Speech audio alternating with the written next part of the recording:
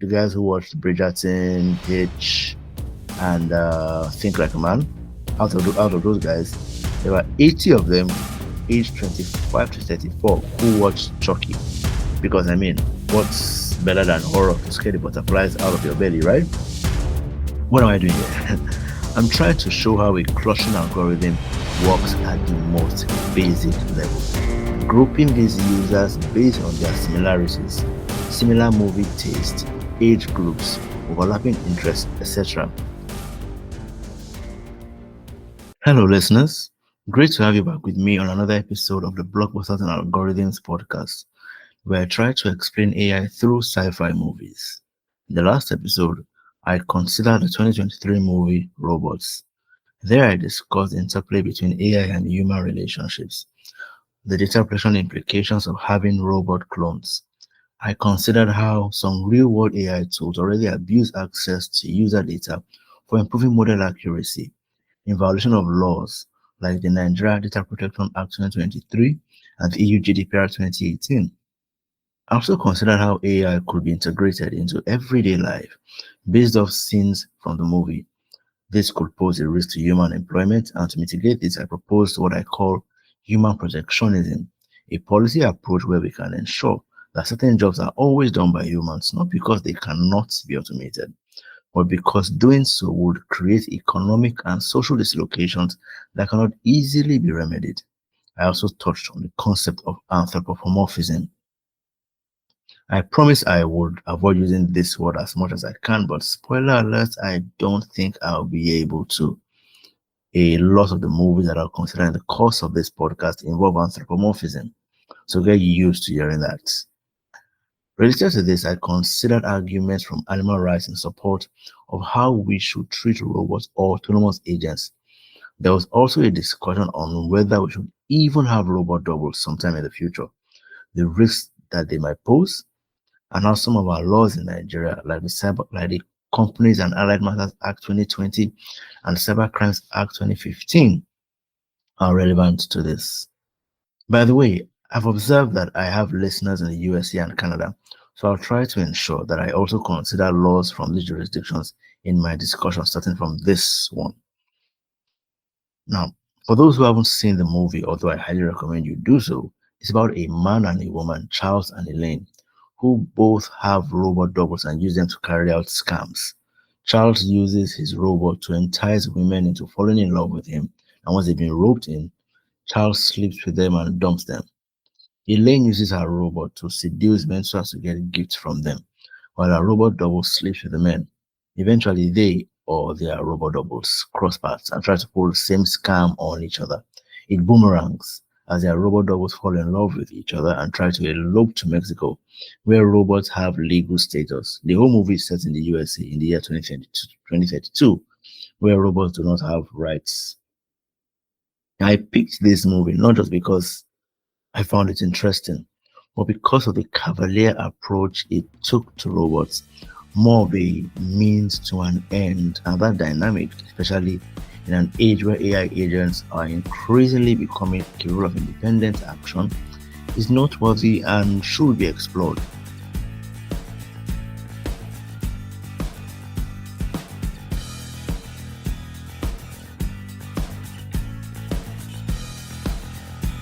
So let's jump into it. Talking about AI learning and adaptation. Talking about how AI characters in the movie learn and adapt to their environment. One of the early episodes of this podcast talking about Megan, I mentioned how Megan in that movie bonded to its primary user and would only obey instructions that serve the purpose of that primary user. While that approach isn't expressly mentioned in robots, it's subtly implied.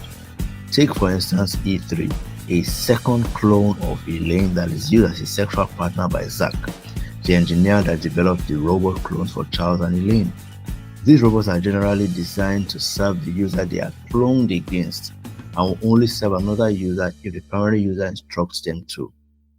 Now, E3, like I said in the previous episode, was cloned against Elaine with behind her back by Zach to serve his own purposes. So he bonded E3 to himself as its primary user.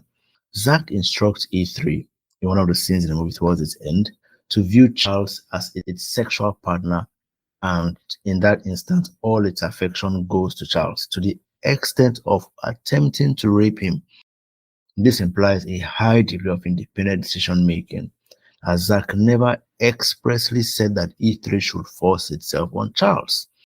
This is similar to C2 and E2 who attempt to elope, implying a high degree of autonomous decision making. I'll consider this in the next segment of this episode.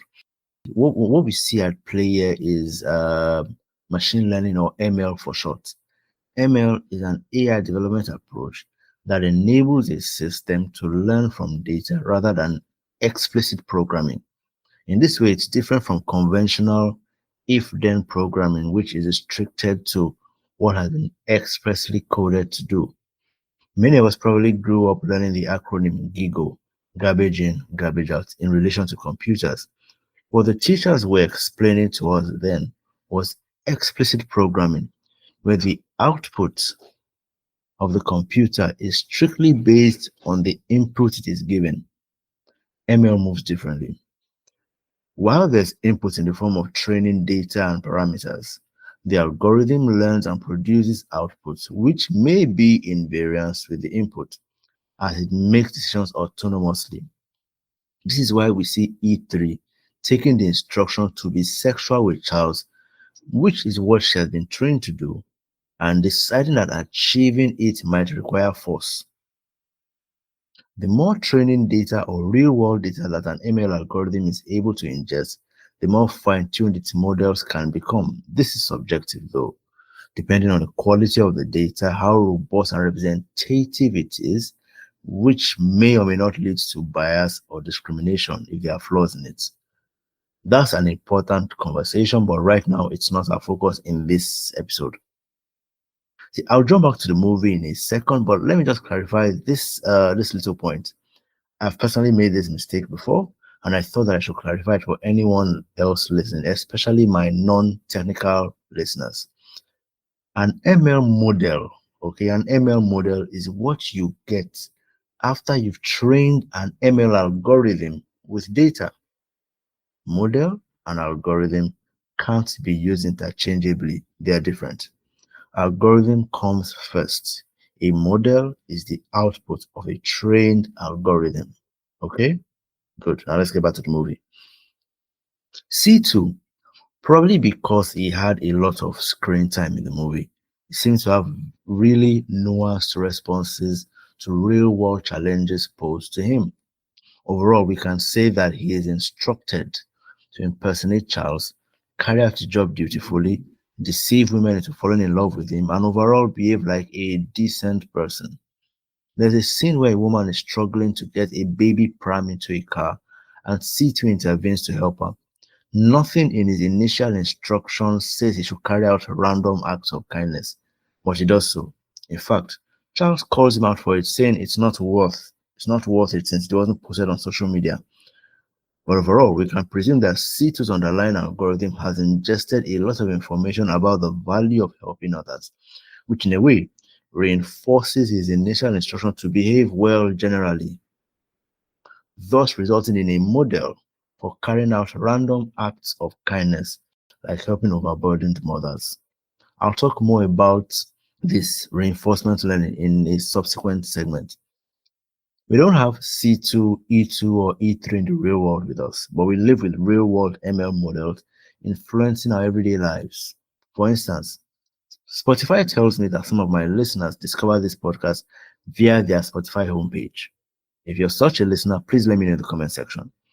The reason this podcast features on your homepage is you've probably listened to similar tech podcasts.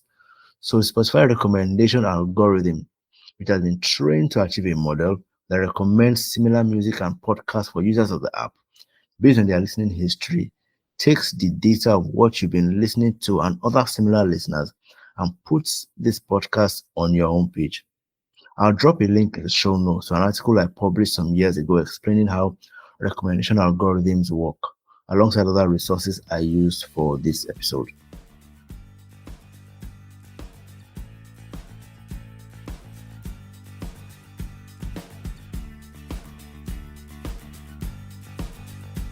Next, let's talk about automated decision making.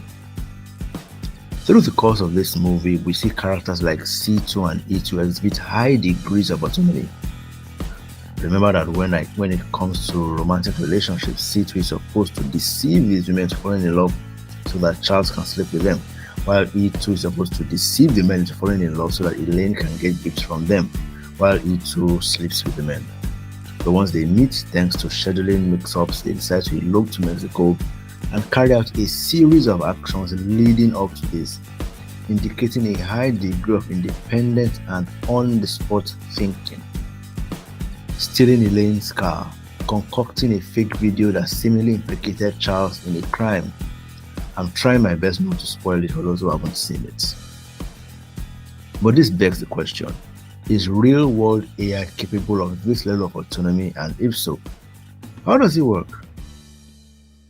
You see, when it comes to AI decision making in the real world, there are three broad learning models that are usually at play in most AI systems, either solo or a mix of them.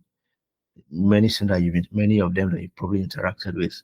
Three of them are supervised learning, unsupervised learning, and reinforcement learning. First, let me go over that again. Supervised learning, unsupervised learning, and reinforcement learning. First, let's consider supervised learning, or SL. With supervised learning, an algorithm is trained on labeled datasets. When we say a dataset is labeled, that's like saying that we've tagged it with certain characteristics. So for instance, we have a data set made of images of dogs, different dog breeds, some corgis, golden retrievers, Alsatians, Dobermans, Dachshunds, Bulldogs, etc. Each dog breed would be labeled according to its family, right? So we give this label dataset to our SL algorithm, and the result is a model that should be able to correctly predict the breed of a dog. But SL has its limitations.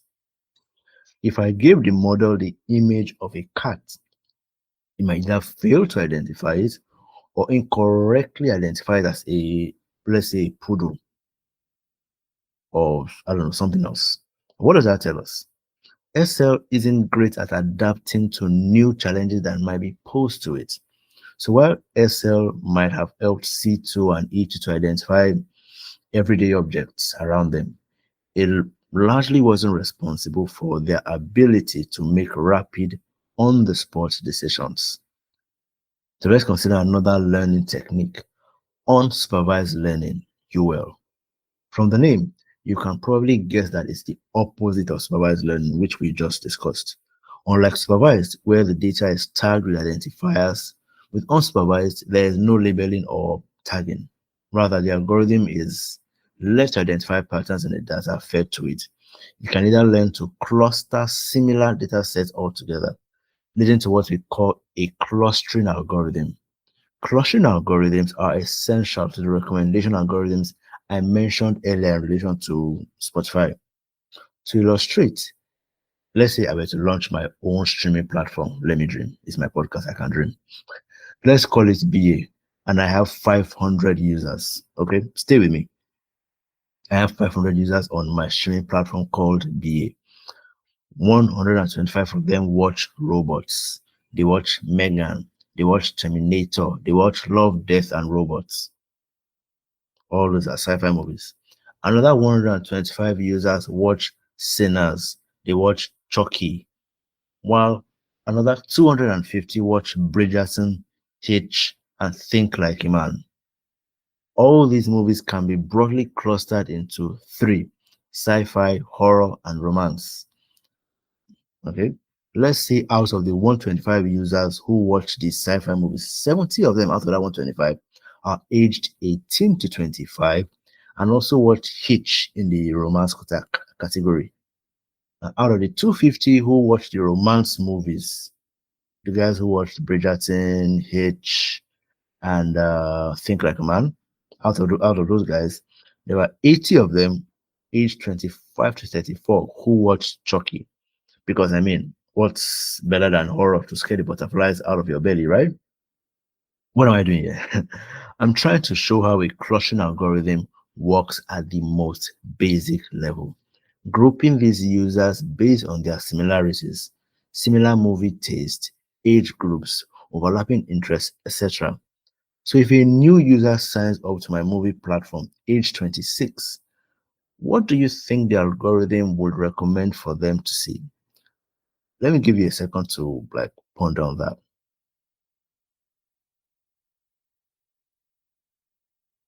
Now, if you guessed Chucky and any of the romantic movies, then we're in alignment. This is really what's going on under the hood in any platform you see that recommends content to you, whether it's music, movies, or social media posts. Besides helping us get more confused about what to watch on Netflix, Showmax, or Prime, clustering algorithms also help doctors detect cancers faster, where they've learned to identify and cluster the traits of normal cells so that any cell that doesn't have these traits is flagged. So let's move to reinforcement learning (RL), kind of like my personal favorite in a way. Yeah, the models learn in real time from the virtual or real environment it is placed in. By learning in this dynamic manner, the ML agent is able to select the most optimal way of carrying out an instruction. If it gets a reward for what it does, this affirms the steps taken towards carrying out that instruction, and it may replicate those steps when next similar instructions are given. If it is not rewarded, it learns not to apply those steps next time.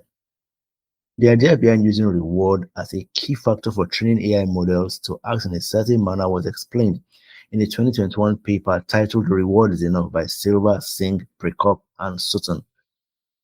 A link to that paper will be in the show notes. The idea is that by providing reward, we can maximize the behaviors that achieve the ends we want.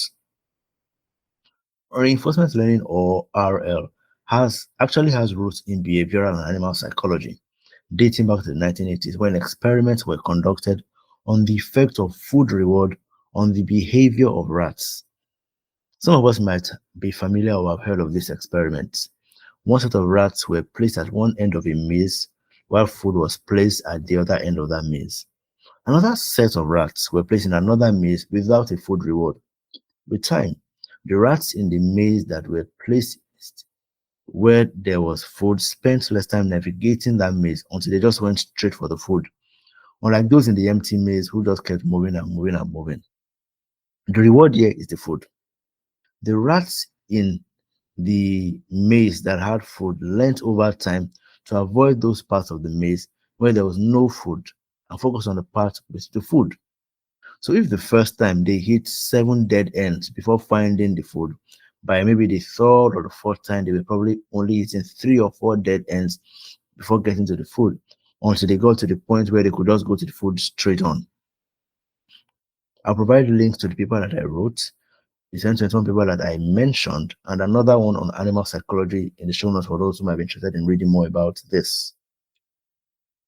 Now, if we go back to our movie, we find that a lot of the actions carried out by the robots there could be attributed to RL. Let me quickly state that this is my conjecture, okay? Robots, like many other AI-themed movies, isn't heavy on technical accuracy. That could have bored audiences, or scientific accuracy. That's part of why I created this podcast in the first place. Whether we like it or not, many of us will come away with our expectations for AI from them, and it's good to have a place that clarifies things. Plus, I also wanted an excuse to talk about movies I like. Back to robots. E3, for example, Zack had instructed her to be romantic with Charles, and she ended up trying to rape him. This behavioral pattern didn't come from nowhere. It's very likely that previously use of force or domination was acceptable between Zack and E3 and rewarded. Key thing here is rewarded. So when E3 is giving the same instruction, even with a change in context, it's Charles now, not Zack. It's understandable that she would replicate that process. This time, however, there is no reward. Zack is horrified when he came back to see what had happened, and E3 will likely learn from this that forceful behavior is only permissible between herself and Zack, not with anyone else. Just like I did for supervised and unsupervised learning, let me give you some examples of reinforcement learning in the real world. One example is in self-driving cars. Self-driving involves a combination of techniques, deep learning, direct supervised deep learning, and a host of other techniques I can't get into right now. The reinforcement learning bit helps self-driving vehicles to navigate the best route when driving, if there are alternative routes for getting to certain destinations. RL is also vital in robotics development for object manipulation, teaching them how to pick things up, hold them firmly, and convey them from one point to the next.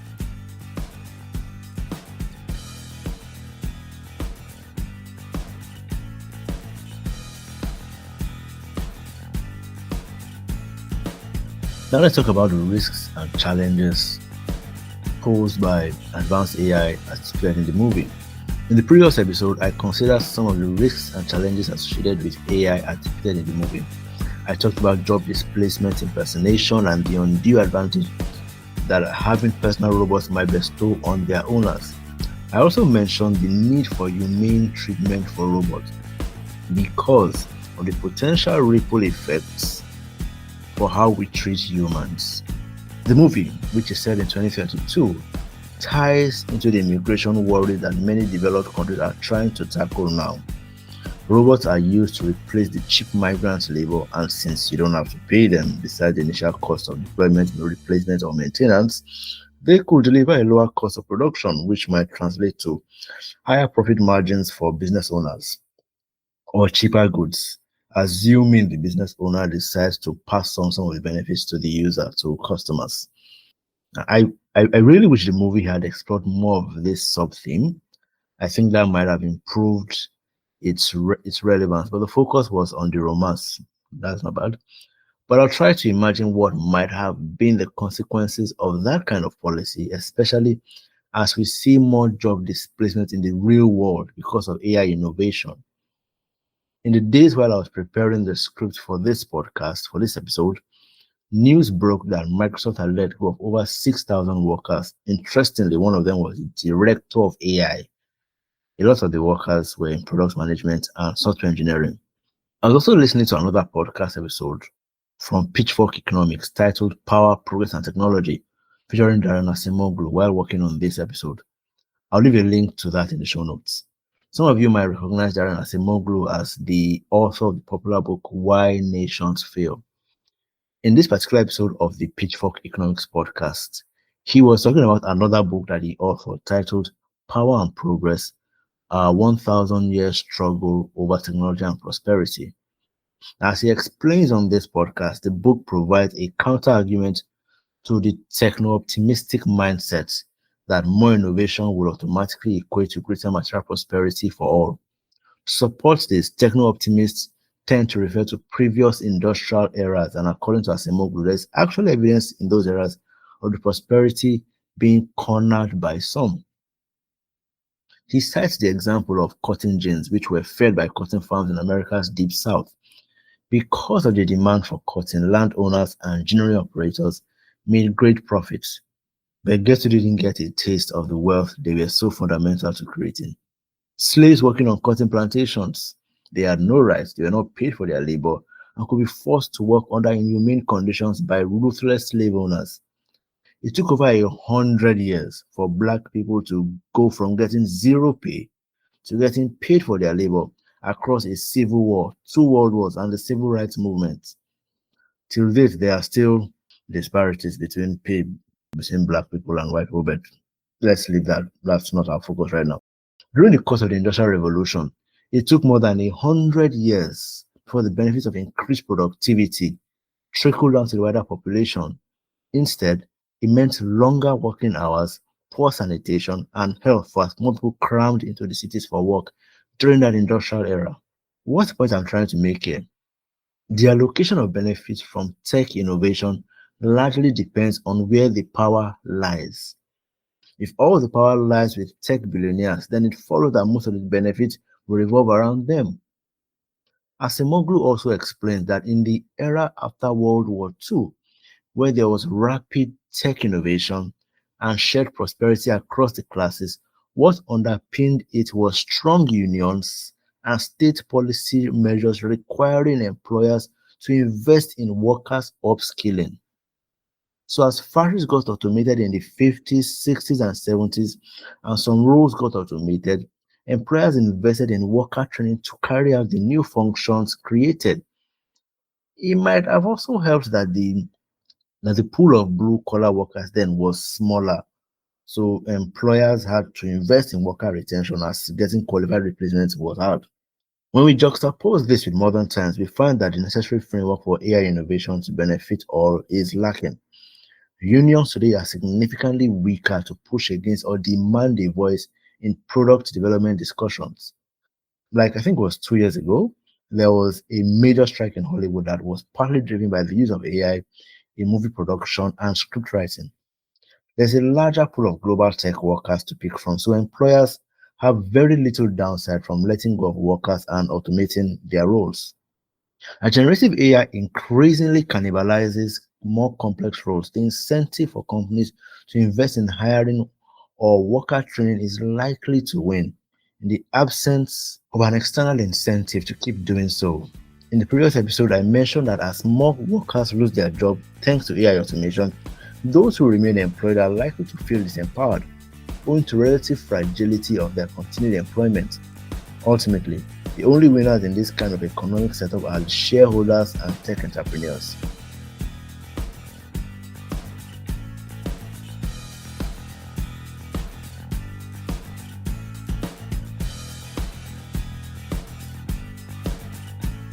Now let's consider regulatory frameworks. Do we have any laws or regulations that could be used to mitigate the impact of AI displacement, or might need further reviews to provide stronger protections? Here in Nigeria, we have the Industrial Training Fund Amendment Act 2011. This law creates a fund that is meant for promoting skill acquisition in industry, commerce, technical management, entrepreneurship, and set training standards for the wider economy, evaluate and certify vocational skills acquired by apprentices, craftsmen, and technicians. Any employer who has at least 5 employees, or if you have less than 5 employees, but you have a turnover of 50 million naira per annum, that's roughly $31,250, is expected to contribute 1% of its total annual payroll to the fund. Additionally, any business that wants to bid for government contract is expected to contribute to the fund. The same applies to companies operating in free trade zones who want to apply for expatriate quotas or use any customs services. They have to show proof of contribution. Now, besides just contributing 1% of their annual payroll, employers are required to provide indigenous staff with adequate training to improve their skills and provide evidence of such training to the council that manages the fund. While the rationale for this law is to close the skill gap between Nigerian workers and their foreign counterparts, I see it as a veritable policy tool in ensuring that employers invest in training workers as they also invest in automation, thus ensuring that these employees are better skilled and can retain their jobs and better fend for themselves in the event of a job loss. The challenge, really, like many other laws in Nigeria, is enforcement. For the USA, I couldn't really find a federal law or any federal laws mandating worker training in this context. The closest thing was the Occupational Safety and Health Act that mandates trainings on worker safety at the workplace, which is not relevant to what we are considering here. A lot of other labor laws focus on worker compensation, like the Longshore and Harbor Workers Compensation Act, protecting worker benefits like the Employee Retirement Income Security Act, and standardizing unions like the Labor Management Reporting and Disclosure Act, but non-mandating employers to train their employees like what we have in Nigeria. While the USA might not have a federally mandated training program, some states have their versions. The state of Arkansas has had a training trust fund program since 2007.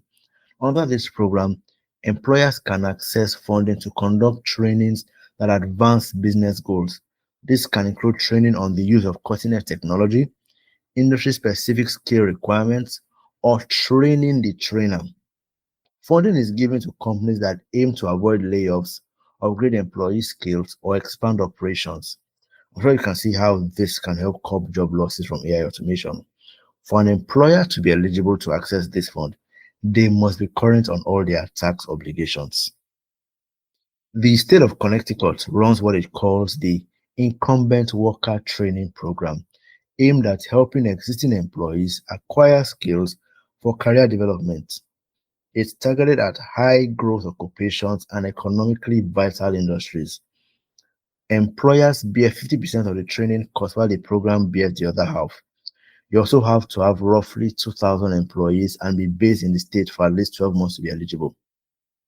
In the state of Illinois, there's the Employer Training Investment Program, which gives businesses grants for employee training projects up to 50%, like Connecticut. The programs here have to involve adapting to new technologies, implementing quality management systems, and preparing employees for jobs with long-term security. In 2024, the program disbursed over 1.46 million US dollars. Ohio runs the Tech Credit Program, which, like the name implies, is tech focused. Here, employers can access reimbursement up to 2,000 US dollars per employee for short-term tech-focused credentials. Mississippi runs the Employee Training Tax Credit. I particularly like this one from Mississippi. Let me explain. Where employers access 50% tax credit for training employees, capped at 2,500 US dollars per employee in a 3-year period. The eligible businesses must be in manufacturing, processing, distribution, wholesaling, R&D, warehousing, air transportation and maintenance facilities, resort hotels with capacity of at least 150 guests, recreational facilities impacting tourism, movie studios, telecoms enterprises, data and information processing, computer software development. Mississippi really captures a whole lot of businesses. Another good thing about Mississippi that this program is focused on low and middle skilled workers, unlike others which tend to focus on high growth, high tech industries. Mississippi is focused on low and middle skilled workers, which I think is quite commendable, really. When we think of job displacement because of AI, we tend to only imagine tech workers themselves. Yes, that's fine. Ignoring that those who work in either tech adjacent or non-tech related roles will also be impacted. California runs the Employment Training Panel that reimburses employers for training workers. In the financial year of 2024-2025, it funded the training of over 57,000 employees. In Indiana, it's called the Next Level Jobs Program. This program doesn't just fund employers, it also funds students to participate in short-term training for high-demand industries. The last US state I'll be considering is New Jersey, which runs the Upskill program, targeted at incumbent employees. It offers reimbursement up to 50% of the training cost for high-wage, middle, and high-skill jobs. The focus sectors here are advanced manufacturing, clean energy, and film and digital media, finance and professional services, food and beverage, life sciences, offshore wind technology, transportation, and logistics. Now let's consider Canada. Much like the USA, Canadian federal labor laws do not mandate employer training. The trainings mandated here are like what we have in the USA: occupational safety under Part 2 of the Canadian Labor Code, training on workplace harassment under the same code, and the Employment Equity Act, which mandates training to address bias and discrimination. All commendable stuff. Much like the USA, we have to go down to the provincial level to find laws. I couldn't find as many examples for Canada like I did for the USA. I might have been looking in the wrong places. If you're a Canadian listener aware of some laws that I didn't mention, please mention them in the comment section. In Quebec, there's the 1% training law, which is a bit similar to the Nigerian position. Here, employers whose annual payroll exceeds 2 million Canadian dollars are to allocate 1% of their payroll to training.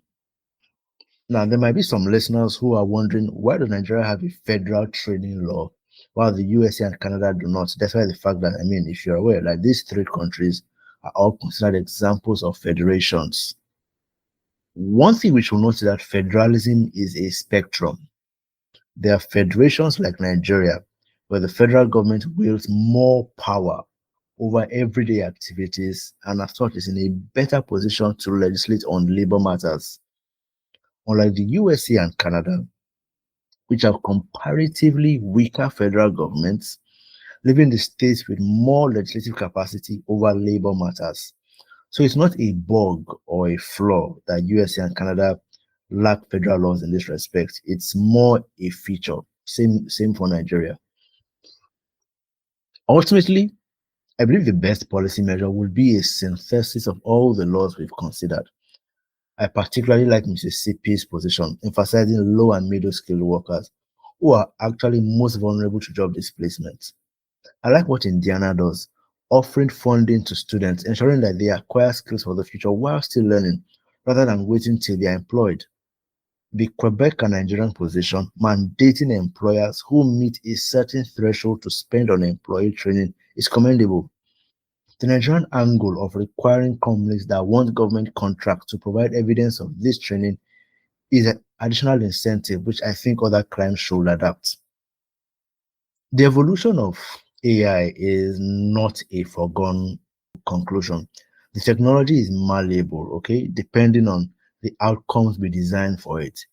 If we simply leave it to the whims of the free market, we might find ourselves in a dystopian future, producing goods for a consumer class without the means to afford them, or reduced sense of purpose in the general population. Like I said in the previous episode, a job isn't just something people do to earn money. It's also a key source of personal identity and fulfillment.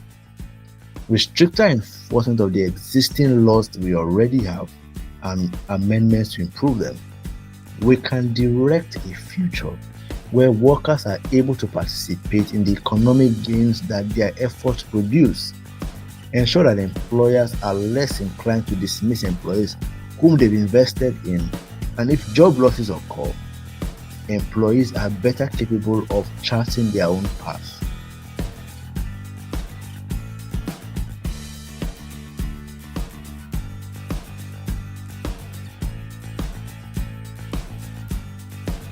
Let's bring this episode to a close. In this episode, we discussed how ML models are trained, distinguishing between an algorithm and a model. Remember, algorithm comes first, model is what you get after you train an algorithm. I used examples like how Spotify's recommendation model probably brought this podcast to your homepage to illustrate this. I explained the decision-making process in AI, covering supervised, unsupervised, and reinforcement learning. I considered the risks of job displacement and the relevant legal frameworks in Nigeria, Canada, and the USA for mitigating AI-triggered job loss. This is very likely my longest episode in the start of this podcast. I really wanted to ensure that I explain the key points, and even at that, I feel like there's so much more that I could still say. Luckily, we have a lot more episodes in the podcast coming, and a lot more themes will be considered at length. For the next 2 episodes of this podcast, I'll be considering the movie The Pod Generation 2023.